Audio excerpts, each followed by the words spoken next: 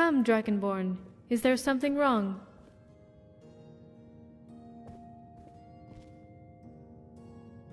Well met. Well met. I'll leave you both alone and wait outside in the hallway. Please take a seat.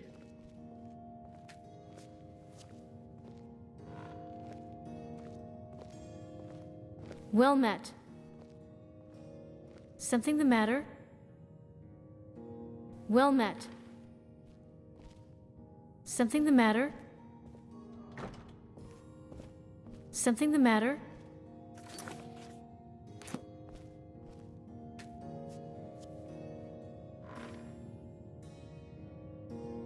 Well met. I've noticed how Rigmor looks at you, follows you around like a lost little puppy. I have only ever wanted the best for her, and because of you, we can all live normal, happy lives. Don't be afraid to ask. You are, and always will be, part of our family. Of course, you both have my blessing. This is so exciting! Have you both decided where you'll have the ceremony? I know of a small chapel. That's so lovely! We can hold the banquet and celebrations afterward here at the castle. It's such a pity Ragnar isn't here to escort her to the ceremony. He would be so very proud of you both. Don't worry, leave that to me. Now go. Make sure you choose the right dress. The best place is at the Imperial City. She will also need a veil and tiara. Who is to be your man of honor? Please don't invite that obnoxious elf.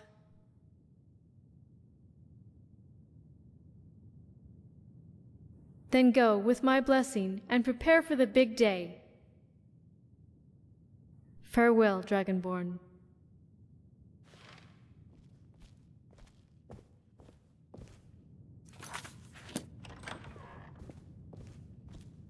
Majesty, is there anything I can do to help?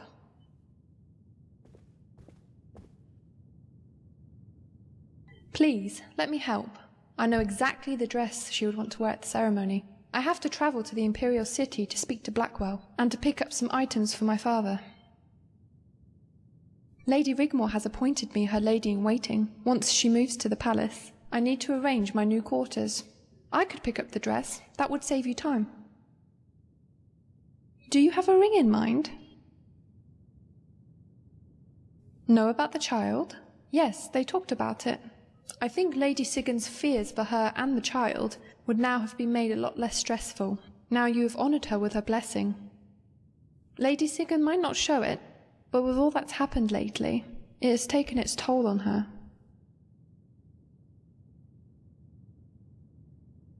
I will. Did Rigmor tell you she was going to try and find solace at the cathedral? How about you, Majesty? Are you coping all right with all that's happened recently? My apologies. I didn't mean to offend. Majesty.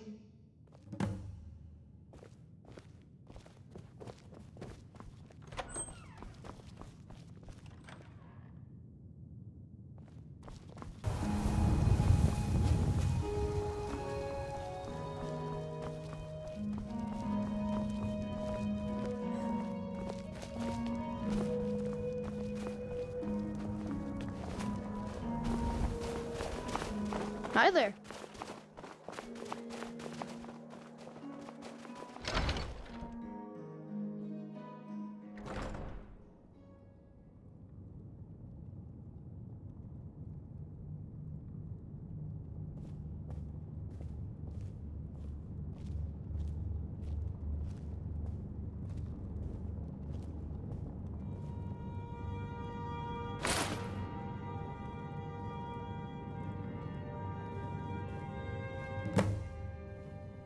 Hey, Dragonborn.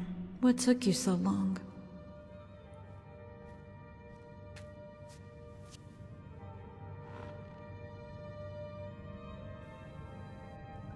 I was just thinking about, how we ended up here. It's strange. Because all that we just went through, it just seems like... I don't know, a long time ago. I came here because it might help stop the thoughts in my head from just racing around and around. But it just keeps going on, and like all this noise. And it won't stop, Dragonborn. It won't stop.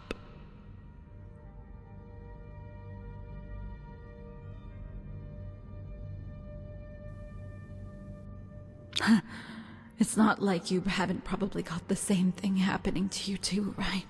And here I am, going on as if I'm the only one in the world with some kind of divine burden. I came here because I thought if I prayed, if I asked for mercy, then maybe the gods might let me live.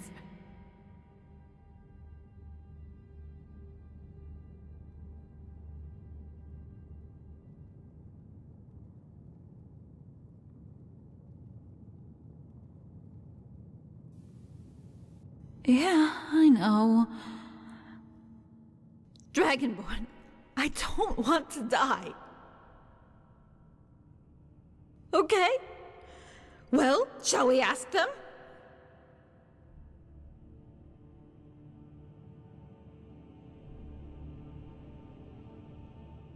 Yeah, I think so. I mean, we're all here, right? Hey!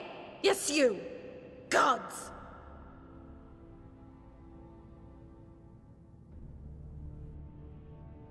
Here I am, your chosen queen, Rigmor Morgan Mead, High Queen of Cyrodiil.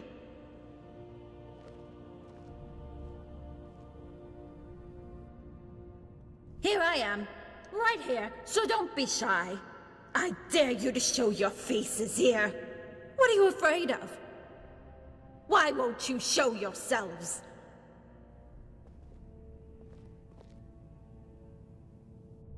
Haven't you taken enough? My childhood, my future, and now you want to take my life? I want to live.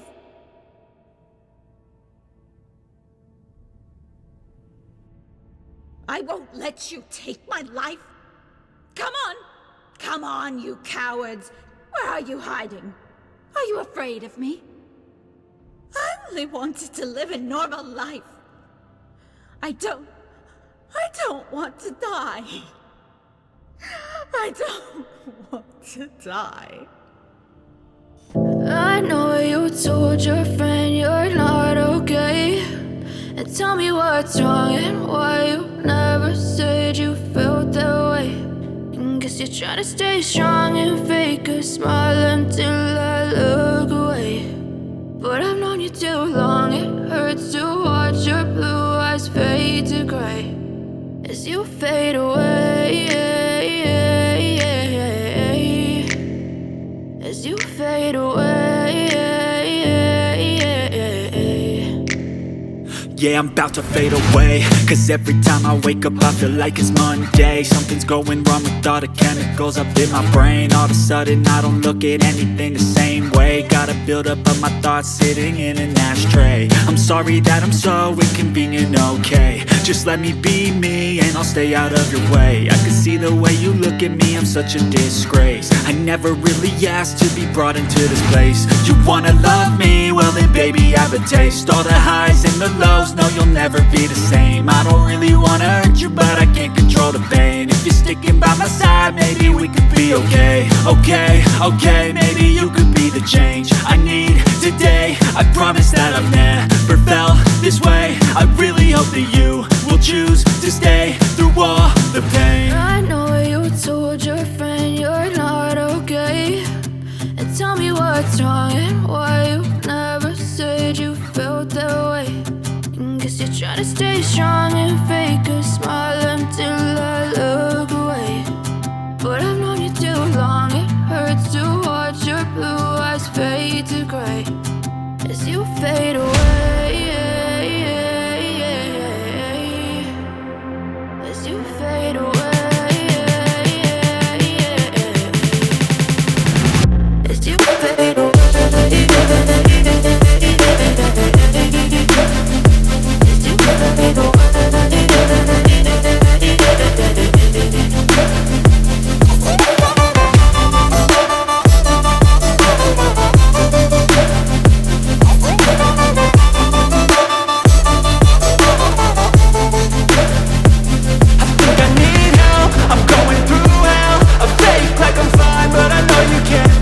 Like nothing I found, my mind overwhelms. I think that I'm broken, but I hope you can't help. I know I'm not perfect, but some days I feel far more worthless. Baby, you make me feel nervous. If I still have you, I have purpose. It's all worth it. I know. Dragonborn, it has to be perfect. Duh. Oh, I am so looking forward to the ring. You do have an idea for the ring, right?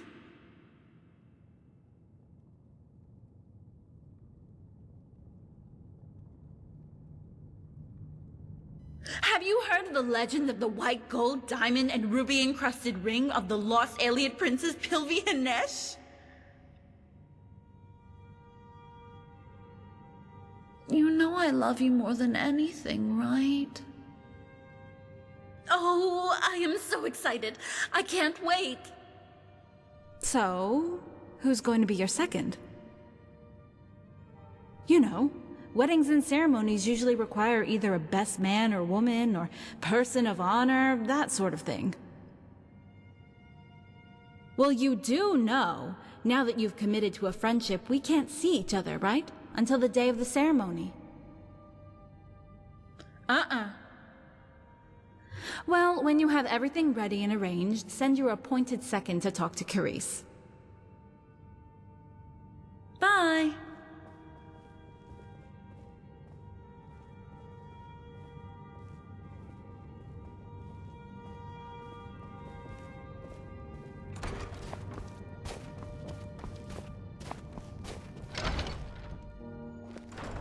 Majesty, we have been looking everywhere for you. Yes?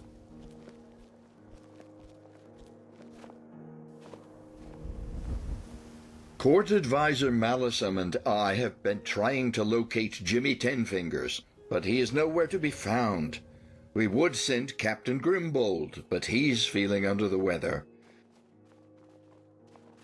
To Nagasel. The diamond? Ah, Majesty, it seems we have found ourselves in the most unfortunate situation. We can't seem to locate that scallywag, Jimmy. Jimmy Tenfingers. Ah, yes, thank you, Master Freofoff. Yes, him. Anywhere, really. We thought you might have an idea on how to proceed. Majesty, we could not allow it. You are far too important a person to risk yourself where bottom crawlers may be lurking. Speaking of which, we could send Sefri. He enjoys travelling to far-flung, desolate corners of Tamriel, rubbing shoulders with scurrilous vermin. And he's been there before as well, so he knows his way around a little bit, you know. And he's been there before.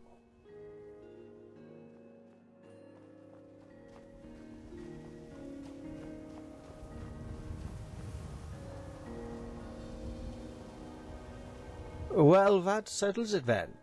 Please excuse me, a warm fire and a plate of hot food are calling, and my bones are not suited to being out in the cold for too long. Majesty? Sethri is in Skyrim as far as I know. But if your Majesty needs anything else...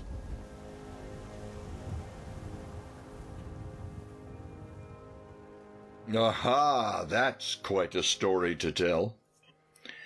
Please, may I suggest we find a nice warm corner inside the tap and tack?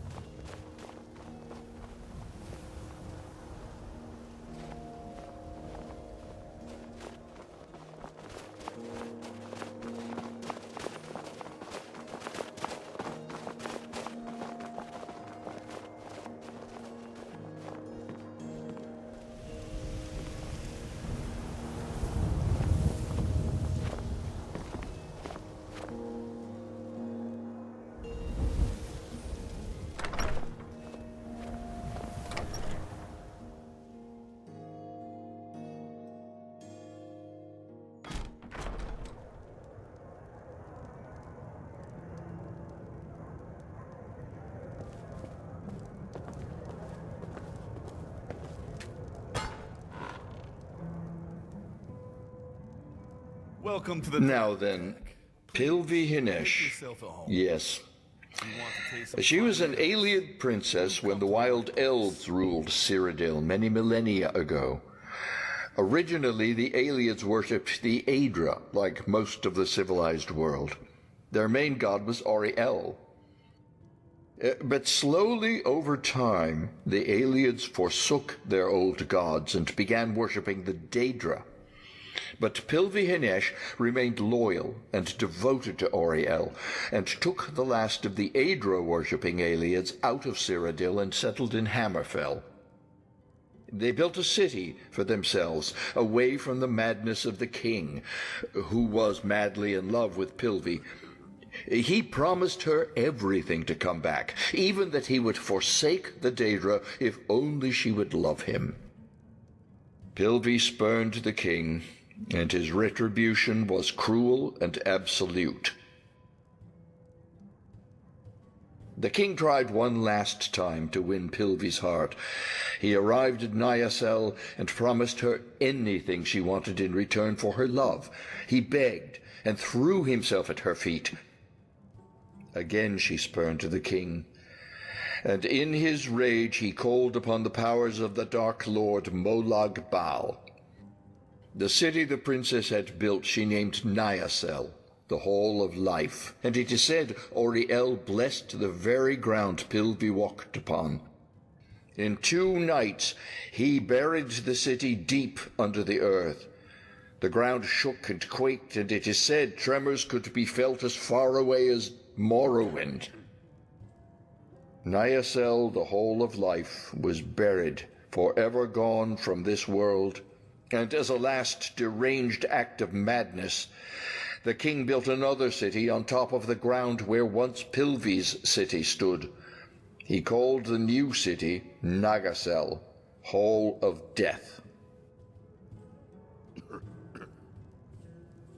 The very same. Why the interest in Pilvi Hinesh? Aha! The legendary white gold, diamond, and ruby-encrusted ring of the lost Ayleid princess Pilvi Hinesh. Why would you want to take on such a perilous task? Many have tried, and all have failed. Well, at least you get to kill 2 birds with 1 stone. I fear it's time to be getting back to the keep. Farewell, Majesty, until next time.